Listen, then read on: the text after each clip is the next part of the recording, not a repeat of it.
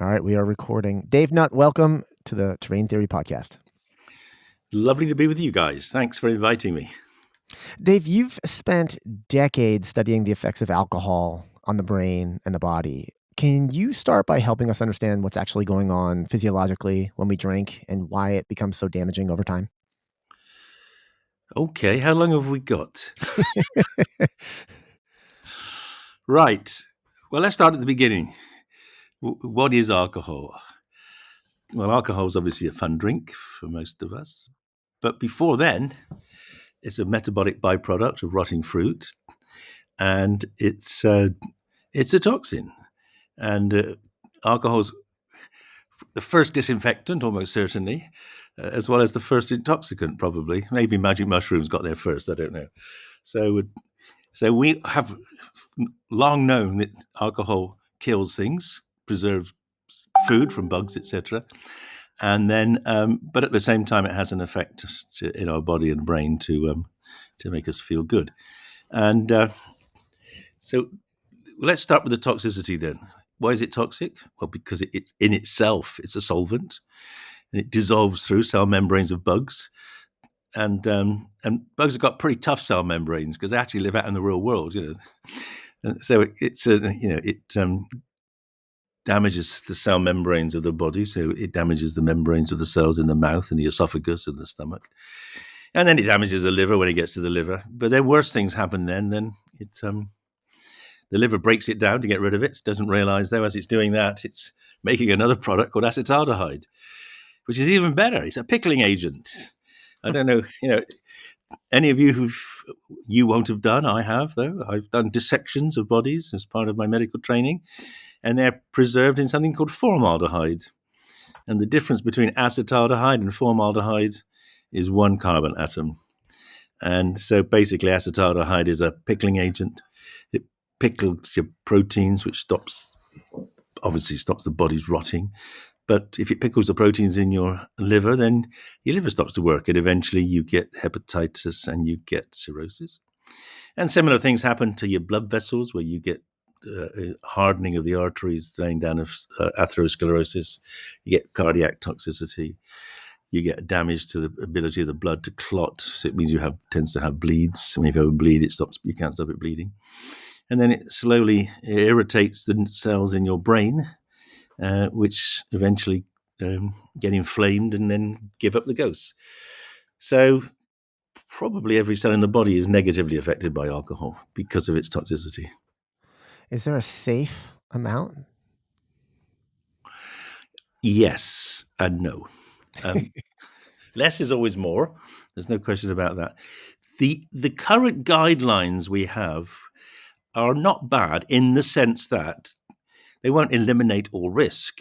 And I'll come back to one of the groups that still have residual risk. But for most people, if you take a weekly guideline and stay within that and don't drink all those drinks in one go, the likelihood of you coming to serious harm from alcohol consumption is actually pretty low. That's why the guidelines exist. They're actually based on pretty good evidence of safety. And they've come down over the years because it's become clearer and clearer that the impact of alcohol is not linear. It's not that you double the amount you drink, you double the harm. What happens, in fact, is it's exponential. You go from 2 to 4. The harms go from, rather than double, they go up fourfold. So bringing alcohol consumption down to the current recommended levels is actually a pretty efficient way of curbing and reducing the risks.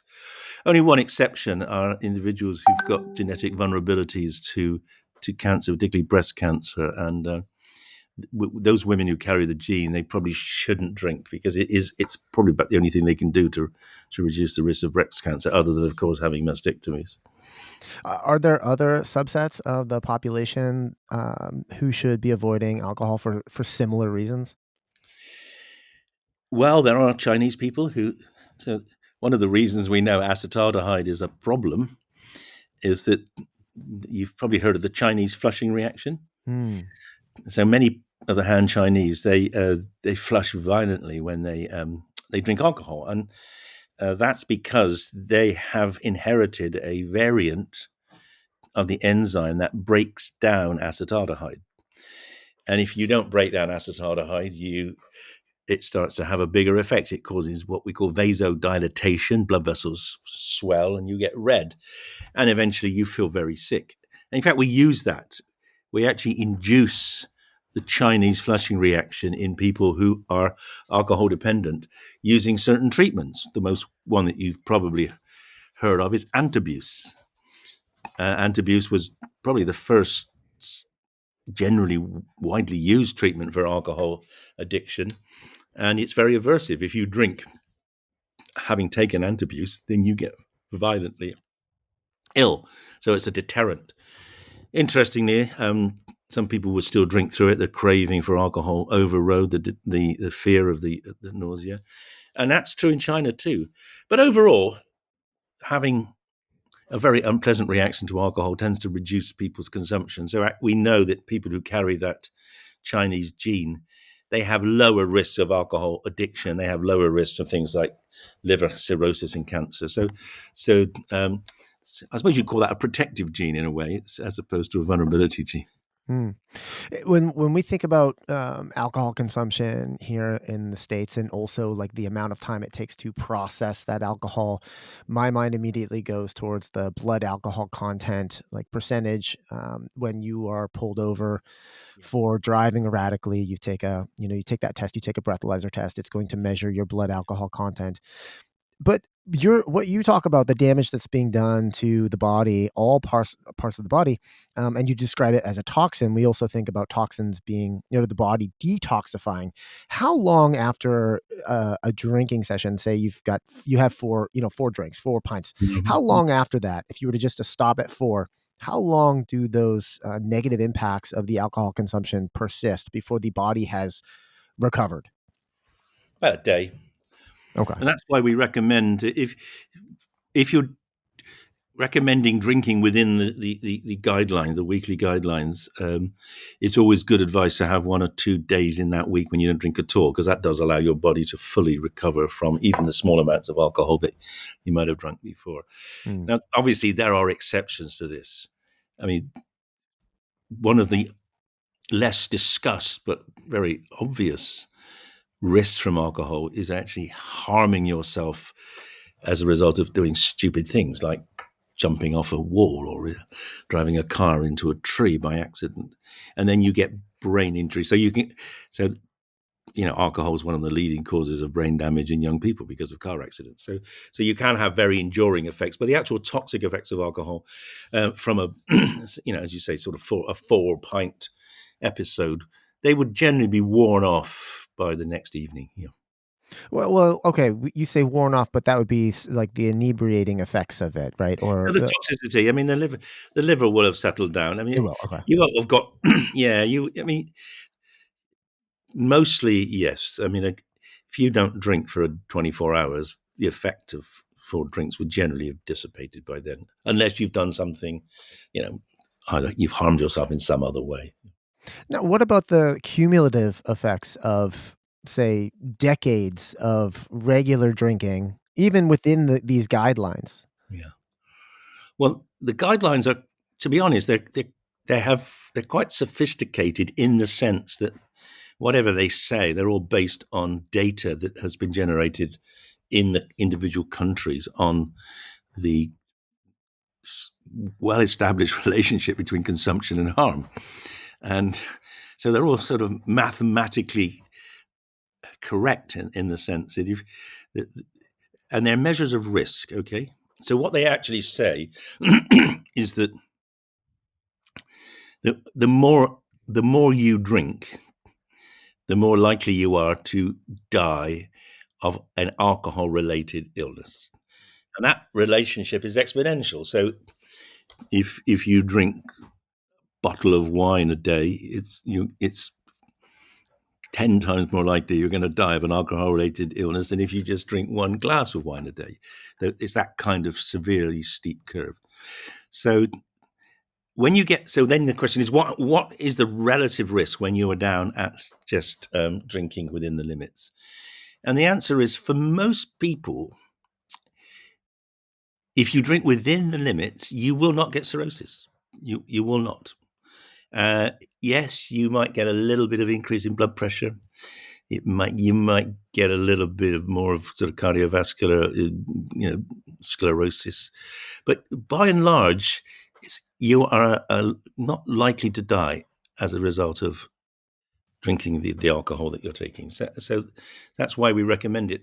Now, I suppose you might want to make a comparison with um, other toxins, and well, like the bad news is that alcohol is more toxic than a lot more toxic than other things that we don't allow.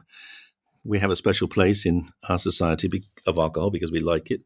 So, I mean, the chilling statistic, which was generated relatively recently in Europe, was if you put alcohol through food safety testing, say you'd invented it as a flavoring for some new soda, the maximum recommended safe limit per year is about a large glass of wine.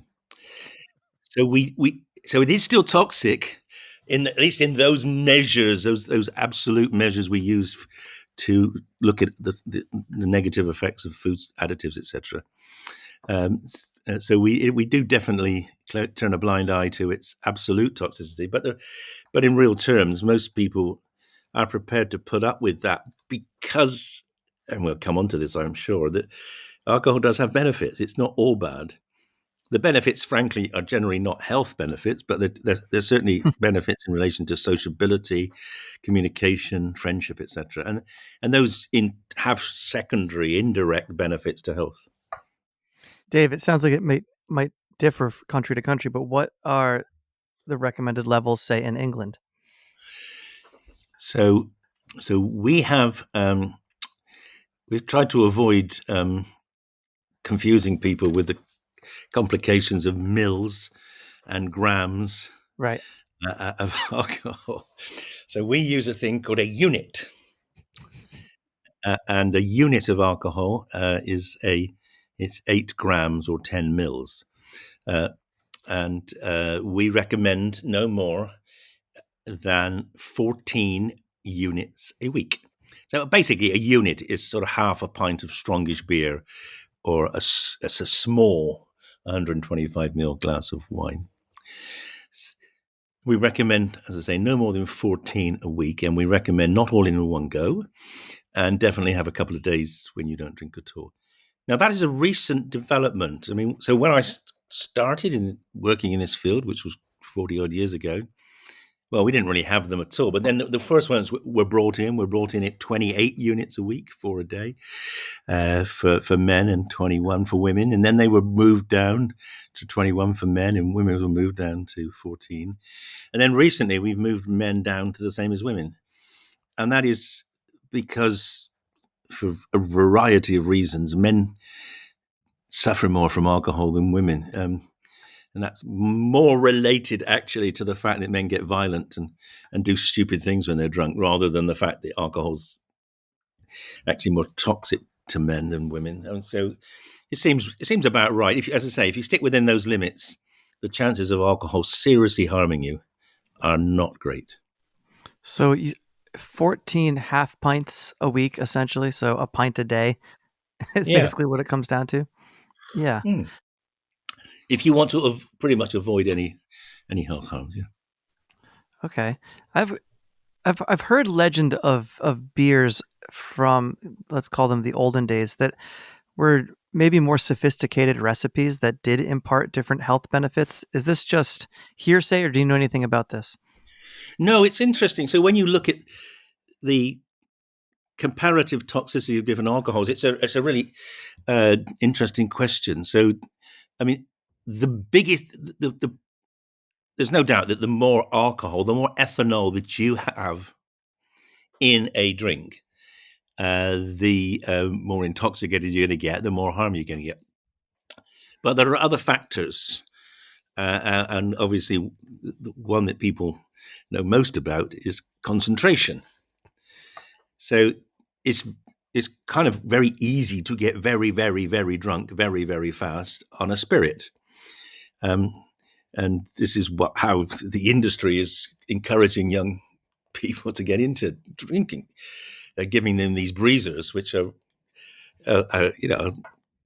Bacardi and lemonade, which they don't even taste as alcohol, but they're drinking several units in the space of maybe just half an hour. With beer, it's harder. It's really difficult to get a lot of beer into you because of the volume.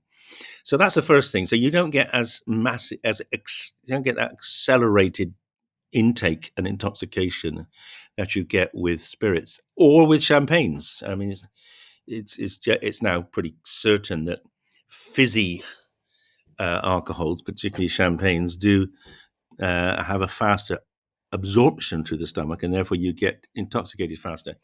Now, why is that important? Faster intoxication is dangerous because your brain it struggles to cope with that, and being intoxicated often leads you to making bad decisions, like I'm not drunk, I can take some more. And so there's a sense in which it's harder to abuse beer than it is to abuse either a fizzy wine or a spirit. That's the first thing. The second thing is beers have got kind of food in them. I mean, that's why they're brown. Ethanol's not brown. Ethanol's translucent. So beers tend to have more vitamins. They tend to have other substances in them, which could be antioxidants. It could take away some of the harm from the alcohol. So in population terms, if you look at a population the two populations that drink exactly the same amount of alcohol, in terms of liters a year of alcohol, the populations who drink it as beer tend to have less damage than those who drink it as wine. And the ones who tend to have the most damage are those who drink it as spirits. Yeah, that makes sense. What about alcohol aside? There's a lot of talk, especially in our space, when we have all the ingredients under the microscope, so to speak, about just poor quality ingredients and chemicals like glyphosate showing up in beer. Is that something that you've looked into? I personally haven't, but yeah, I mean, what's always been one of the problems: home distillation, which in some countries is actually legal, and of course was massively popular in your country during Prohibition. Poor quality control is an issue. We have. I'm not sure we have a particular problem with home brewed beers or black market beers in the UK. We certainly have quite an issue with people trying to produce spirits illegally. We've had deaths in Britain from methanol poisoning because people have distilled inappropriately, or just actually not even known there was a difference between methanol. Just put methanol in, called it ethanol, and sold it on as gin. And also a big issue now. This is a huge issue now in Southeast Asia, where there's a steady stream of deaths of backpackers in places like Laos and Cambodia for drinking these methanol infused spirits. Yeah. Right. So just poorly made products. Yeah, I mean, poorly made, or maybe even maliciously, maybe even adulterated deliberately. I don't know that we know fully, but certainly uncontrolled distillation can lead to more problems. And of course, if you distill in things like lead vessels, you're going to get lead in that, and that can be sure significantly unpleasant if you drink a lot of it. Given what you've said about alcohol wouldn't even pass like a safety test if it was forced to, why is it still given this cultural free pass? That's a very interesting question. That's because most of us like to drink, and I mean, alcohol is being part of humanity. Almost certain it's a moot point. Which was the first drug, alcohol or magic mushrooms. But one thing's for sure, alcohol is much easier to find because rotting fruit, there's lots of rotting fruit. Mushrooms tend to be rather localized. So when people started eating fruit, they started eating rotting fruit and they started getting drunk. They probably then became insightful. And often they probably wondered, oh, no, what, look, the wild boar and the elephants are eating this rotting fruit as well. Hey, we've all got, there's something here that's it's kind of relevant. And then, of course, the process of taking fruit and then fermenting it deliberately to turn it into alcohol, as we do, obviously, with wine. That was probably the first generation. Although some people say actually the earliest beers were meads, which were made from fermenting honey, and there's evidence of that going back about 40,000 years. But the really interesting development, and I think this is what I think one of my favorite debates at present, and it's in the debate between an American called Edward Slingerland, who's I think he's called a paleoanthropologist, and Johan Hariri. Johan Hariri is very famous for his book *Sapiens*. He's an Israeli, and his view, which I believed at the time until I met Edward, was that humanity, the human civilization, became founded when we ceased to be nomads, when we ceased to wander around with goats and eating various fruits and roots. But when we discovered you could plant cereals, wheat or barley, and you could then wait for them to grow, and when they grew, there was a lot of stuff in the fruit bodies of the cereals, and you could turn that into bread. And he said it was the wheat made humanity, because while you're waiting for the wheat to grow, you've got to do two things. The first thing you've got to do is make sure the animals don't eat the wheat, so you've got to guard it. That means you've got to stay put. And if you're staying put, you're going to be bored senseless and let you do something.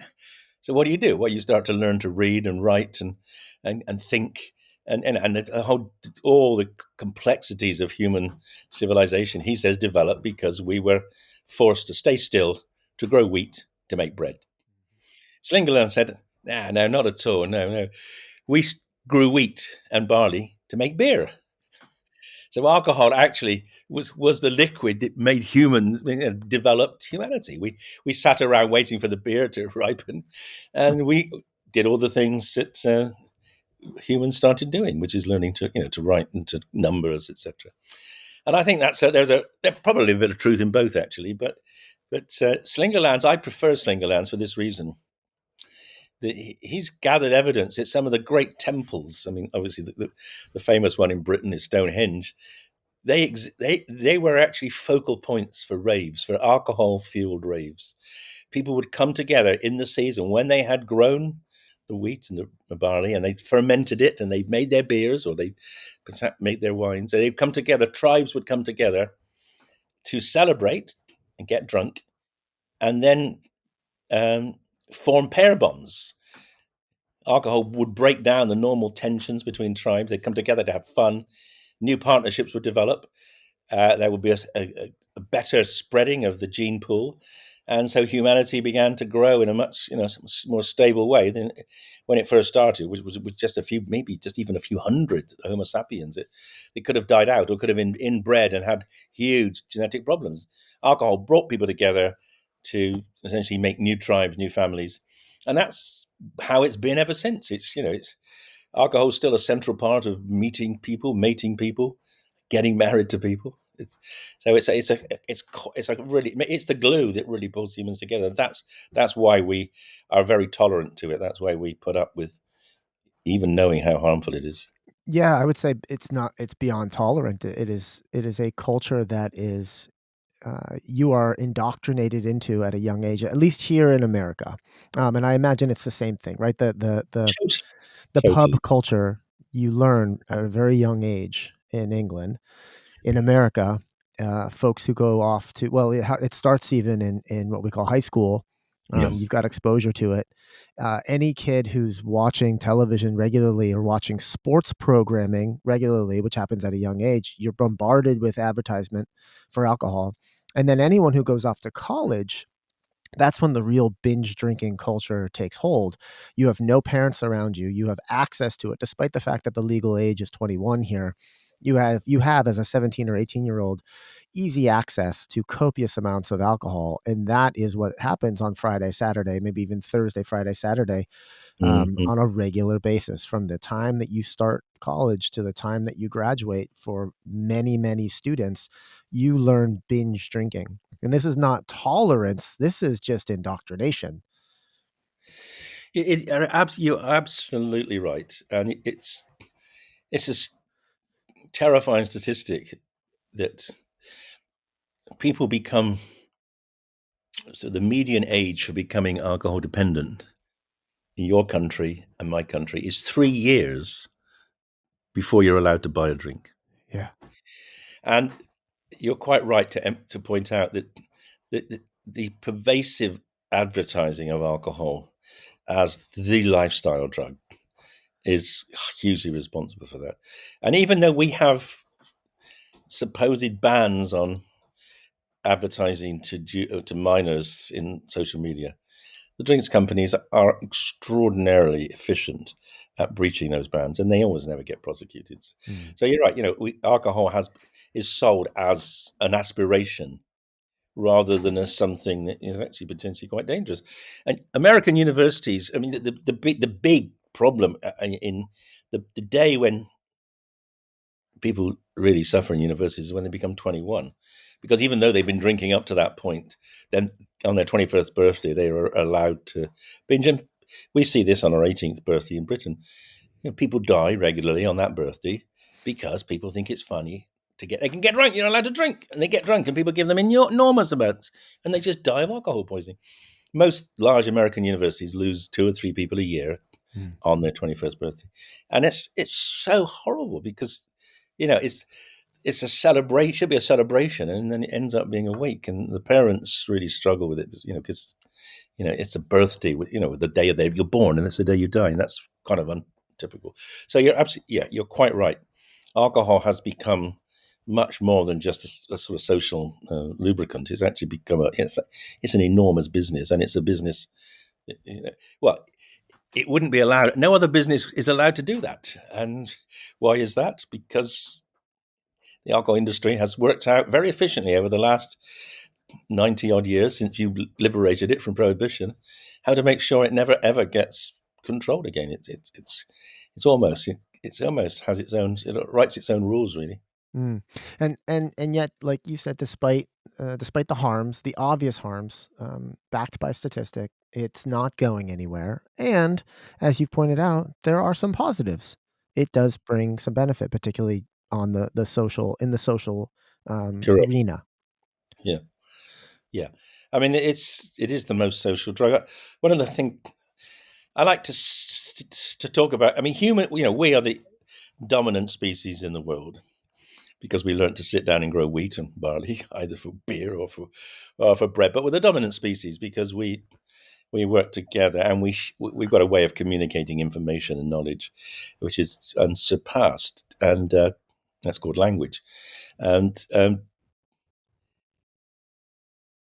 we work as social groups phenomenally well. But actually, almost all of us, the natural position of sensitivity of humans is to be socially anxious. And that actually has some evolutionary value. You don't really want to be going up and hugging, people you've never met before, and because they might have an axe behind their back. There's a sort of, it makes sense to be just a little bit cautious before you really get close to someone who you don't know. And that anxiety pervades everything we do socially, particularly with new people. And alcohol just helps moderate that anxiety, which is, of course, why when we go to parties, the first thing you do is get given a drink of alcohol, because it helps break down that social tension, and that is why it has survived, and why it is loved by so many people. How do we overcome that social anxiety without it? Well, that's difficult, um, and I'm not sure I completely have an answer to that. But I do have an answer to how we can replace alcohol to get over social anxiety, if that helps. Which is what we're trying to do with our drinks, with our functional, non-alcoholic drinks like Sentia.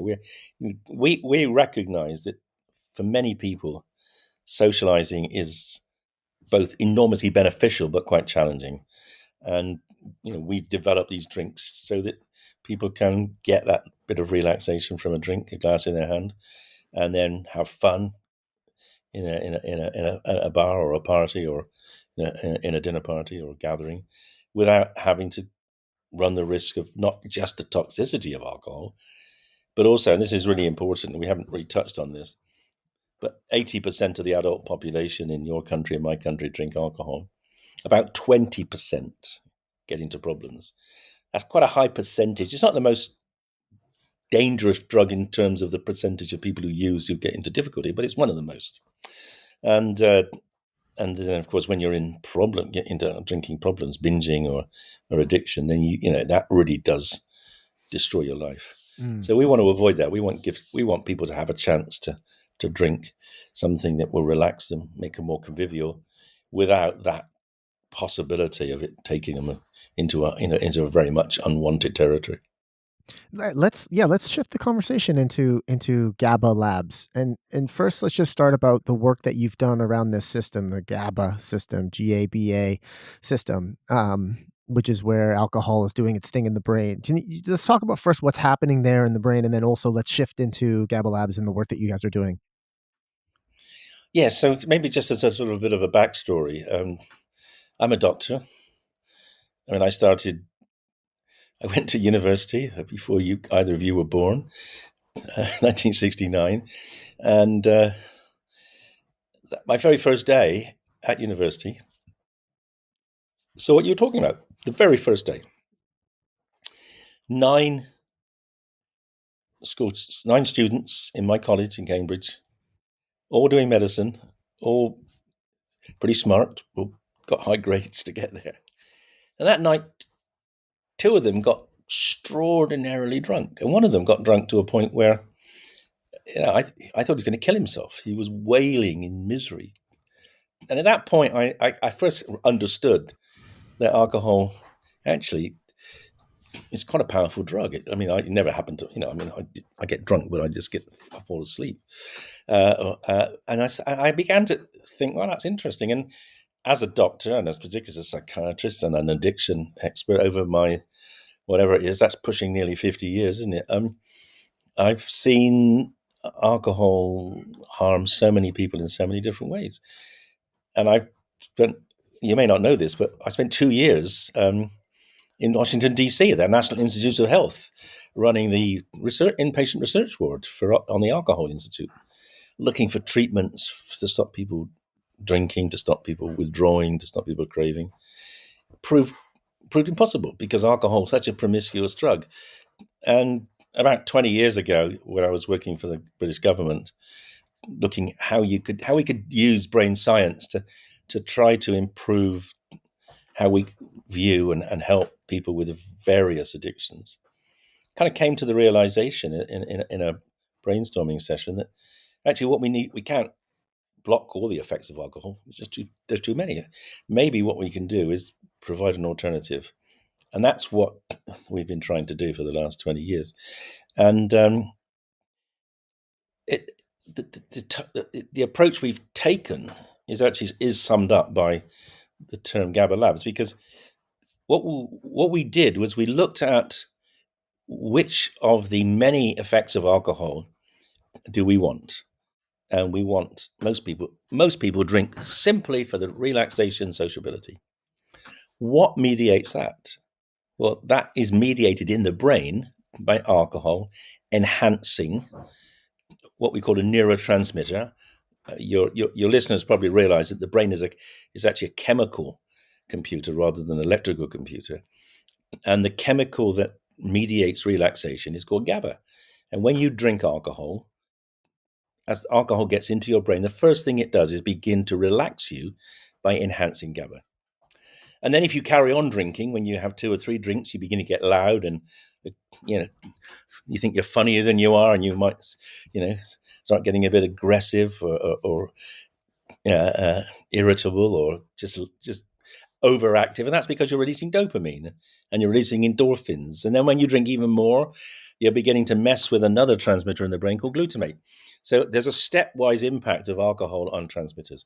But the first one it targets, the first drink, is GABA. So we said, okay, GABA is what people want generally, because most people don't want to binge, they don't want to get drunk. So why don't we find molecules which can enhance GABA and therefore replicate the effects of that first drink of alcohol? And that's what we've been doing. So talk us through what the drink is. So there's a concept, and the concept is called Alcarel. And Alcarel is a concept which is to make a small molecule that we can license to any drinks company in the world. They can put that into any non-alcoholic drink they like. They can make it could replace alcohol. You just have alcohol drinks, and you'd have Alcarel drinks. And the analogy, by the way, is with Canderel. So you know about artificial sweeteners. Canderel, what does it do? It gives you the taste of sugar without the calories. Alcarel gives you the feeling of alcohol without the harms. That was the thing. We've achieved that. We have molecules which can do that, but to take a molecule, a special molecule, and take it through food safety testing, which we will do in America at some point. It's called GRAS, generally regarded as safe. We are planning to do that, but it costs a lot of money. It costs millions and millions of dollars, because it's almost like pharmaceutical testing. So in the meantime, we started developing drinks based on herbs. And now herbs have been around for almost as long as alcohol, and people have been using herbs to produce effects similar to alcohol. There are relaxing herbs that some of you have heard of, like chamomile, for instance. So we explored the whole herbal literature to find herbs which had within them molecules which worked on GABA. And we found there were quite a few. And we brought them together to make a drink. The first drink was called Sentia, and there are 3 of those, the red, the black, and the gold. And they have different ingredients that give you slightly different effects, and they've got very different tastes. And then more recently, we've started to develop the core functional GABA promoting ingredients and put them into analogues of whiskey, which we call cask, and beers, which we call Gabir. So you can now either drink a new drink, Sentia, which is different to any drink you've ever had, or you can replace your whiskey or your beer with these functional alternatives. And the whiskey and the beer alternatives taste like whiskey, taste Correct. like beer. That's the point. See, I think we were a bit naive to start with. We kind of thought, well, we can make a drink that works, and we got 3 different flavors, and people who were seeking an alternative to alcohol would say, "Oh, great, thank you." But we kind of discovered that there are a lot of people that would like to cut down their drinking, and maybe stop completely, but they don't want to stop drinking, and they don't want to switch from whiskey to some strange UK-based drink called Sentia. So giving them an alternative to whiskey, and we're gonna make a rum, and we're gonna make hopefully a brandy, and eventually it's technically slightly more difficult for coloring, and we're gonna probably get a gin and a white rum and a vodka. So we want to give people who want to drink but drink less harmfully. We want to give them a drink that they know and love, and therefore will be more enthusiastic about transitioning from the alcoholic version to a healthier version. Got it. Let's go back to the herbs. Some of the herbs you mentioned, chamomile. What are some of the others that you identified that act on the GABA system? Yeah, well, first thing to say, and this is really important, we're not putting GABA into the drink. I mean, GABA exists in every cell you eat, you ingest has GABA, because in each cell in all your foodstuffs, GABA is a molecule which is actually part of an energy network. It's not just a neurotransmitter. It started off being energy, and then eventually got used in nerves as a transmitter. We're not giving GABA. What we're giving are molecules which enhance GABA, and there are a whole range of molecules. I mean, there are plants. Some people already use them. Plants like ashwagandha. I mean, a lot of people are using ashwagandha. I don't can't be sure that ashwagandha is actually promoting GABA in the brain, but it's certainly got ingredients which might do that. Mhm. One of the things what we've done is we've brought together in each drink 3 or 4 different herbs, so that together they give the necessary effect. But we're in the process now of identifying each of the sub ingredients in each drink, so we can be more precise as to what the actual molecules are that do the business, and how we can optimize them. But there are I mentioned ashwagandha. We have, you can see we've got damiana, we've got passion flower, and one of the clever things we've done in the last year is we've developed a laboratory where we can actually, in a test tube or on a bench, we can measure the effects on human GABA receptors. So we can actually, rather than just say, they contain molecules which affect GABA through other people's research, we can actually now say, look, here we go. This particular drink turns on the GABA in this particular GABA receptor subtype. Because one of the clever things about GABA is it's a critical transmitter. Without GABA, you're dead. And because it's so important, there are multiple receptors for GABA in the brain. And that is a challenge, but an opportunity, because we want to just target the ones which do the relaxing and conviviality. We don't want to target the others because they do everything from memory to movement, etc. So we're targeting, trying to target very specifically. And we have those clones of those receptors now expressed, so we can actually hone our botanicals to target just those particular subtypes, which are interestingly expressed in the parts of the brain where we do our sociability. Fascinating. And the alcarel molecule that you mentioned, is that extracted from herbs? No, it's synthetic. It's a molecule we've designed to target the GABA receptor specifically. So it's a molecule that we make. You make it in the lab. How do you? I guess that's a longer discussion, but how is that? How is that done? Well, it's chemistry. It's the GABA receptor, as I explained, is really a very, very. It's a vital receptor. I've been working on it since 1970, and people have been working on it, millions, hundreds, thousands of people, because it's so important, and it's got particular roles, not just in anxiety, relaxation, alcohol, but also in epilepsy. And so there's been a huge investment in trying to work out how the receptor works. It is an extremely complicated receptor.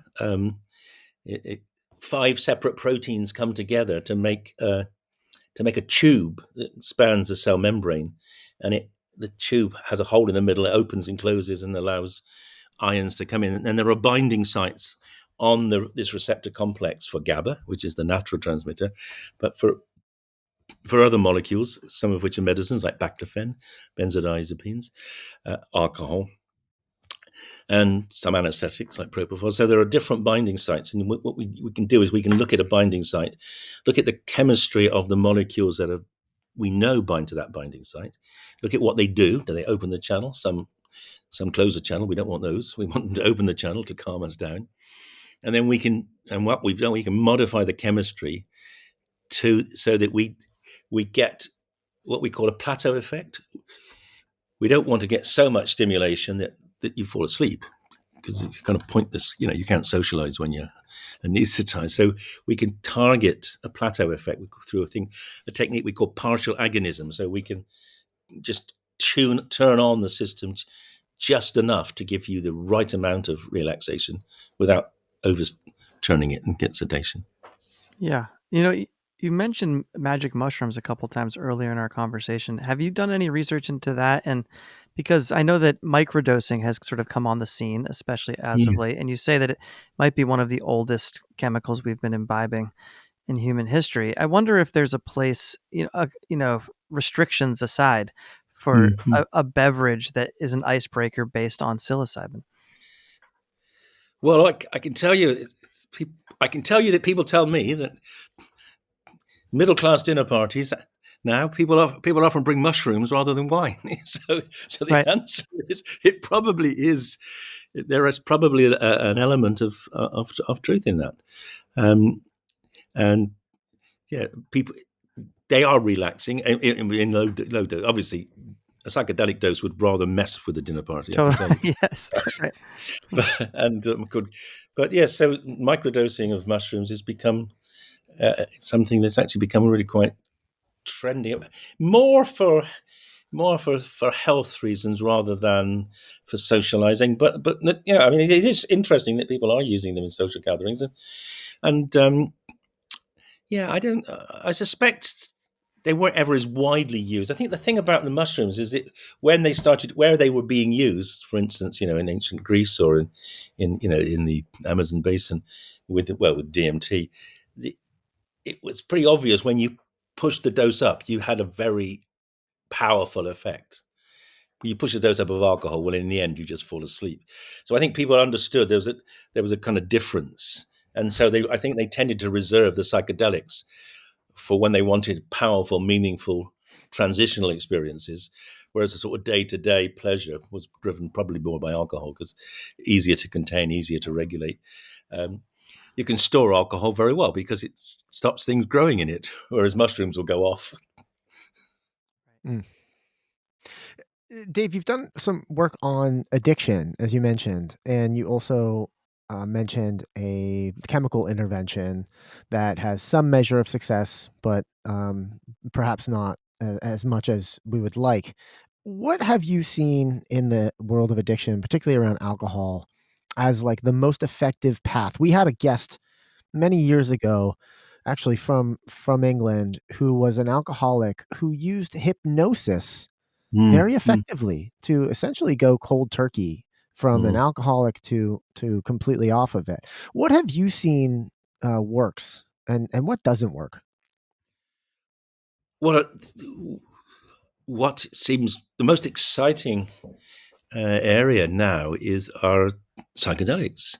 Psychedelics. So there's a really big American multi-center study by Michael Bogenschutz from New York University, published just a couple of years ago. He did 2 psilocybin trips and compared that with what we call active placebo, and he showed that you got twice as good outcomes following the 2 psilocybin magic mushroom trips over 6 months. So that was very exciting, and in fact, he's that's going into now what's called a phase 3 study, where they do an even bigger study, and if that's positive, then I think there's a good chance that it'll be approved.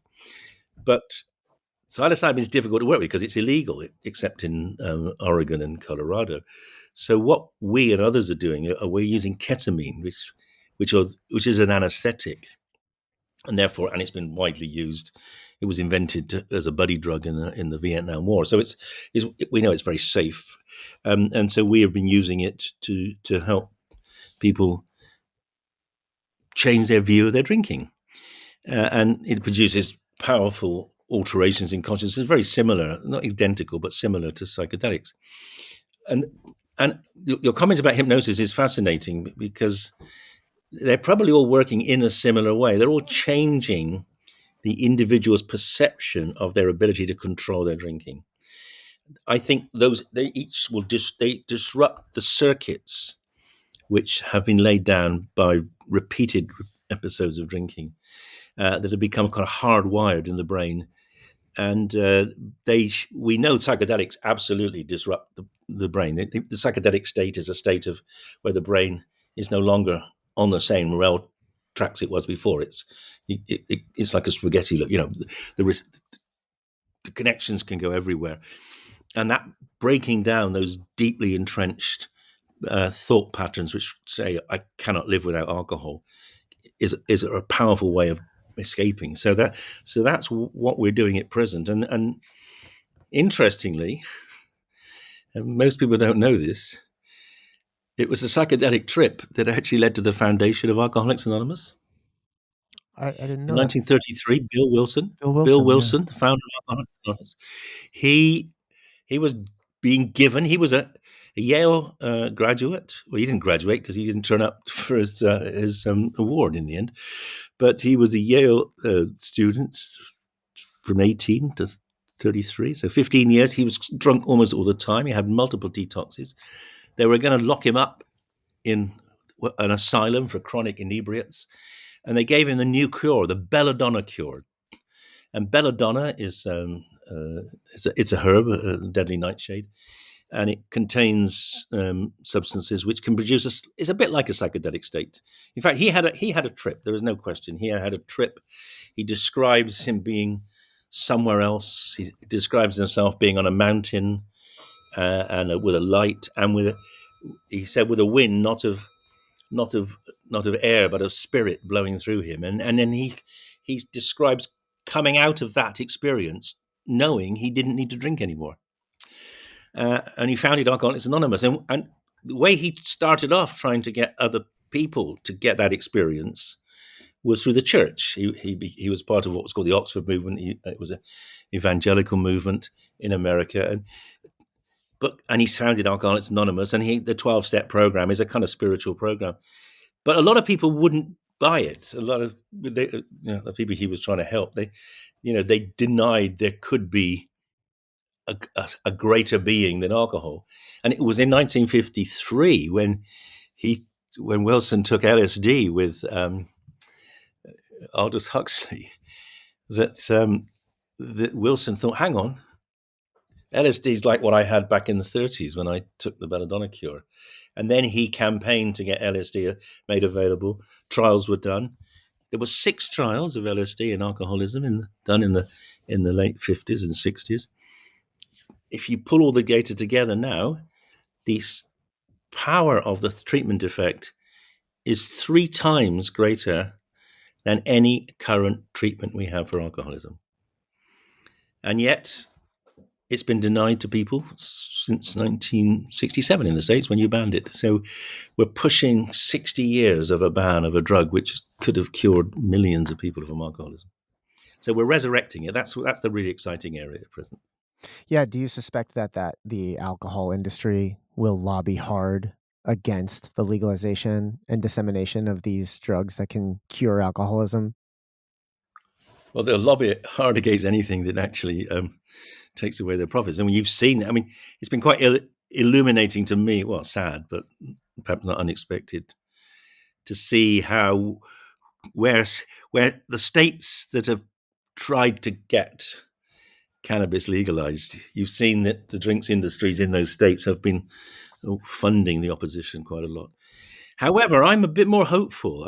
If you asked me that question 10 years ago, I said that the big battle is the industry. Now, because of your generation moving against alcohol, the drinks industry is beginning to feel a bit threatened. It's seeing its sales going down, and the no and low group are rising, health hackers are rising, and they're now thinking, hang on, maybe our time is numbered. Everyone knows alcohol is a toxin. The people that make it. There's quite a lot of ambivalence in the industry. The industry has a lot of scientists, and they think, well, we are making a poison. It might be a very nice tasting poison, but so there's pressure to change, and that's one of the things that I find quite pleasing. So our little company's been chugging along, trying to give people who want an alternative.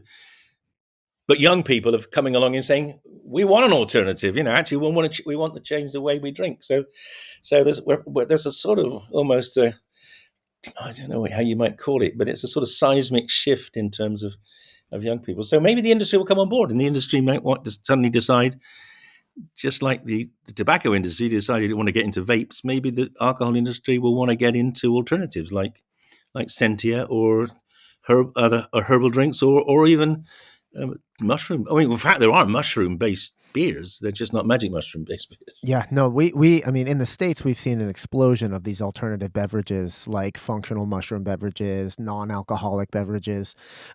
Where can a person get Sentia? Where is it available? Well, you can get it from Jeff Bezos. You get it on Amazon in America. Yep. And you can get it online. You can go onto our you go to sentiaspirits.com. You can buy it there as well. And what sort of regulatory hurdles have you had to face as you get an alternative beverage onto the market? Well, no, sorry, I should have didn't make this clear. By going down the botanical route and by only using botanicals which are already approved as foods, Yep. then our drink is a food because it's just a collection of foods. It's like a plate of foods, but in a liquid form. So they're what we recommend. Just to be very clear, we recommend on the bottle. We know what the recommended daily allowance of these herbs is. Stick with those, and then it's approved. Yeah, wonderful. Let's talk about if you had a magic wand and you could rewrite society's approach to alcohol, whether it's policy, education, the whole thing. What would you change? Well, I start with education. I think people should be educated about alcohol as soon as they go to school, frankly. I mean, the reality is 10% of kids going to school at 5 or 6 are coming home to parents who are alcoholics. And they're confronted with the damage to them and their psyche and also the poverty. And often they feel guilty about it, and they don't know their parents can get help, and they're scared to talk to the teachers. So I think we should be talking about alcohol, the harms of alcohol, because it is, we know, it's the most, overall, in most Western countries where it's available, alcohol is the most harmful drug because so many people drink and it can do so much harm. I mean, and so we should be educating people about it. We should be absolutely trying to price it to a point where it's, people drink less. I mean, one of the interesting social changes in the last 50 years in the UK, and probably the same is true in the States, is that the absolute real price of alcohol has fallen. When I was when going to university, basically it was in real terms 3 times more expensive to buy alcohol than it is today.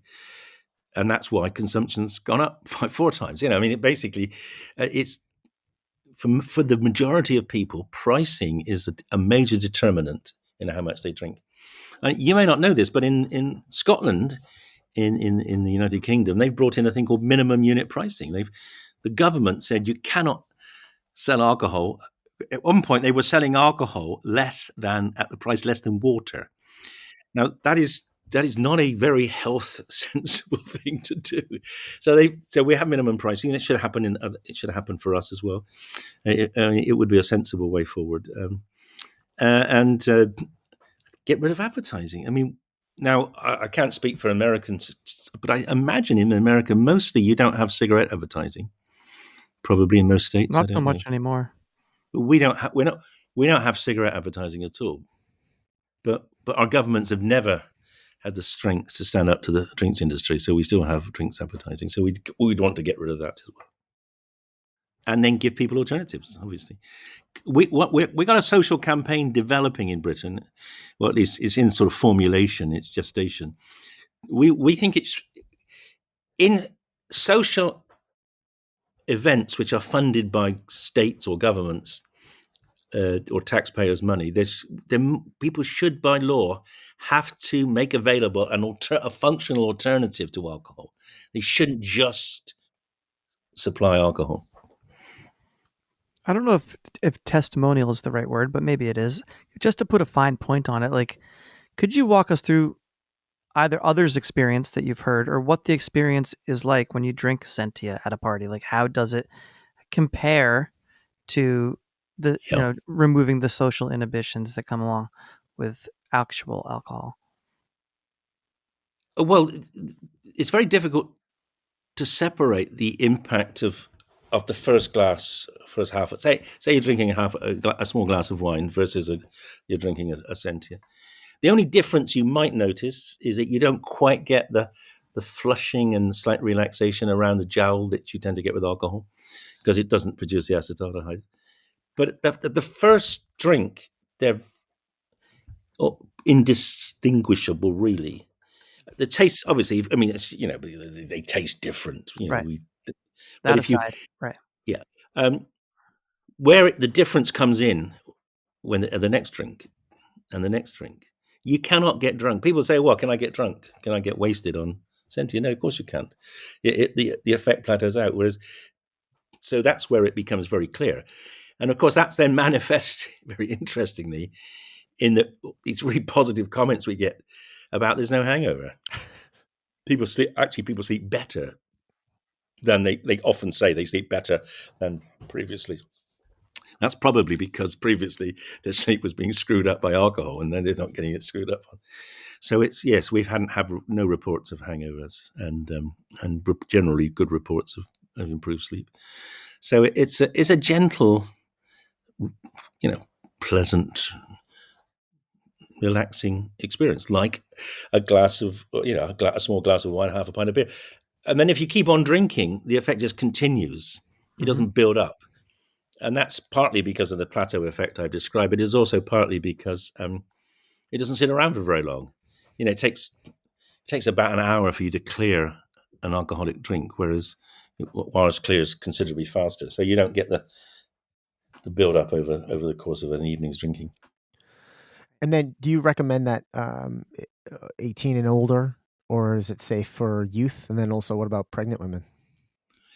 Yeah, well, we don't recommend pregnant women take anything that might interfere with the baby. These herbs, of course, are in the food chain, but again, until we know, we can't possibly recommend it. In terms of under drinking age, well, we can't recommend it, but we can say it would probably be preferable for people who are going to break the law to drink underage. Probably preferable to drink something that's less harmful than alcohol. But no, what we really want for 18-year-olds who are coming into, we want youth who are coming into drinking to know there's an alternative. I mean, there's a statistic that is not generally well known, but there's a syndrome called social anxiety disorder, which is actually very common in young men, and they're very, very anxious about meeting someone that they might fancy, someone they want to introduce themselves to, someone they want to get into a relationship with, and many of them can only engage in that kind of social intercourse if they've drunk. And many of them end up becoming alcoholics. A quarter of all male alcoholics have got social anxiety disorder. And of course, that's so damaging to them, because actually they become even less appealing to the person they're trying to relate to, because they drink too much. So it's a vicious downward spiral. So if we could kind of give those people who've got that vulnerability an alternative, that could be really life affirming for them. Yeah. Yeah, and for Sentia, you could on the label just offer some pickup lines, right? Some good icebreakers. That's you never know what icebreaker you're going to have on the can, so you can just sort of take a sip and read it. And it's definitely a talking point, because it's yeah, different flavor, different taste. You got three choices. You can offer people something that they can make the choice. yeah. What's the long-term plan for this work? You've got this molecule you want to introduce eventually. Like, if you succeed, what does drinking look like in 20 years? Well, yes. The plan is that every drinks company in the world will want to make mocktails or functional beers, functional wine. We'll be able to put it into alcohol-free wines, beers, spirits, and give a functionality. So we want there basically to be three kinds of drinking in 10 years' time. There'll be some alcohol. The market won't disappear. It'll almost certainly shrink, maybe, but it's $1 trillion a year market now, maybe to half a trillion.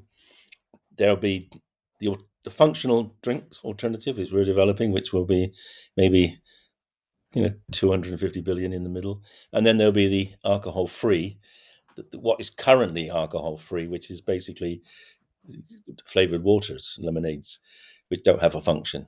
But I think there will be those three different strands in the market, and people can take their pick. And again, as health becomes more and more central to how people view their life, I think the functional and the alcohol-free will grow. Which will be the first Premier League team to have Sentia on the jersey? Well, that's a great question. I don't know if we could afford that. I'll be a happy man. But I'm a Tottenham Hotspur supporter. All right? Hey, look at you! All right. That's because I'm so old. Yeah, are you in London? Hmm? Are you in London? Well, I work in London partly, but I'm so old. I remember when they won the double in 1961, I think. Yeah, well, what is the cheer? You won the league in black and white, right? There you go. Yeah. Very Hey, knowledgeable. you're looking at a Spurs fan. At least I Are was. you serious? I consider myself a recovering Spurs fan. I threw in the towel when they didn't fund Pochettino in the transfer Yeah, well, market for an that's entire year. But I can't tear myself away. I watched the Copenhagen result, and Oh, I'm did you? very Oh, happy. well, Yes. I am impressed. Anyway, okay, let's not deviate. Well, Dave, we've Yeah, covered yes. What does he support? yeah, well, yeah. Mike's a hockey guy. Yeah, I'm Yeah. an ice hockey player. Yeah, but there's a drinking culture. I mean, we both Mike and I came up playing sports in high school. Both were involved in sports in college and then in men's leagues too. There's no separating sports in America from alcohol, and then even men's league well beyond your college years, your school years. That's part of it. Most people will continue playing these adult leagues because of that social aspect afterwards, which always involves alcohol. It's actually You're so right. it's called beer league. I mean, it's synonymous. Oh, It's called barely. men's Oh, league, but it's actually called beer league. Yeah. I didn't know that. Yeah. But also, let's reflect on some of the great soccer players whose lives have been destroyed by alcohol. Yeah. Adams from Spurs. He's definitely. I mean, I'm Paul just trying. Gascoigne, right? Paul Gascoigne, Paul, yeah, and of course the greatest of all, George George Best. Best. I mean, Best died two liver transplants, and he's from very sad.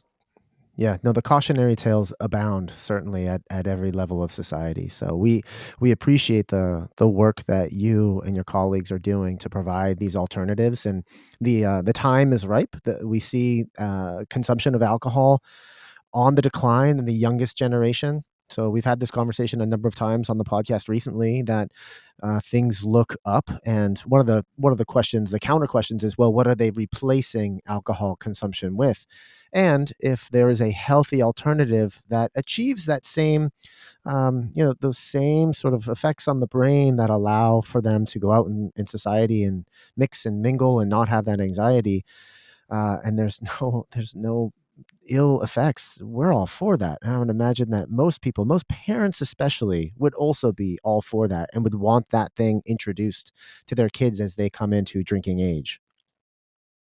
Well, I couldn't have said it better myself. Thank you.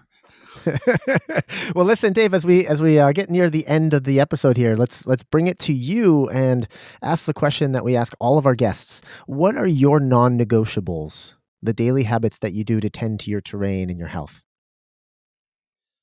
Cup of tea first thing in the morning. That's it. It's brilliant. Only bacon and egg once a week. Okay. Healthy breakfast the rest of the week. Get out with the dogs, get some fresh air. I suppose there's a probably my and I mean now, of course, and this is true. I'm not just making it up, but now in the week I only drink Sentias and cask and gabirs, and then I limit my wine consumption to the weekends, where I might have one or two glasses in front of a nice, interesting film on a Saturday or Sunday night. Beautiful and sensible. Dave, what are some of your go-to book recommendations for the listener who wants to learn more about these topics that we discussed? Well, I'm a bit biased, but there's a book called Drink ? By someone who's been in the field a long time. I think he's called David Nutt. David Nutt. Okay. Is that the only one? You have any others? Well, Slingerland's book about drunk is called Drunk. So I got a book called Drink, and he's got a book called Drunk. That's such a fun book. We'll have to add to that sequence, maybe drinking, having drunk. Yeah, there's a number of different plays Yeah, there. no, right. Yeah. Awesome. And Dave, last question, where can the listener learn more about you and your work and your group's work? Okay, so so basically there's a GABA Labs website. You can learn about the GABA Labs, and then the Sentia website tells you more about the Sentia drinks. And if you want to learn more about me, there's a couple of pages on Wiki too, and they're mostly right. That tends to be the Or you can read my autobiography, yeah. which is here, which tells me how I was sacked as the government's chief drugs advisor for Amazing. saying that alcohol was more dangerous than cannabis. There you go. Wow, the agenda against you was started early. Well, Yes, and yeah, that's fine. I'll stop there. Dave Nutt, Don't get me started. we appreciate you coming on the show and educating us and our audience about the dangers of alcohol, the alternatives that are out there, and what the future holds. We thank you for coming on the Terrain Theory podcast. It's been an absolute pleasure. It's been a great hour and a quarter. Thank you so much. I've really enjoyed it.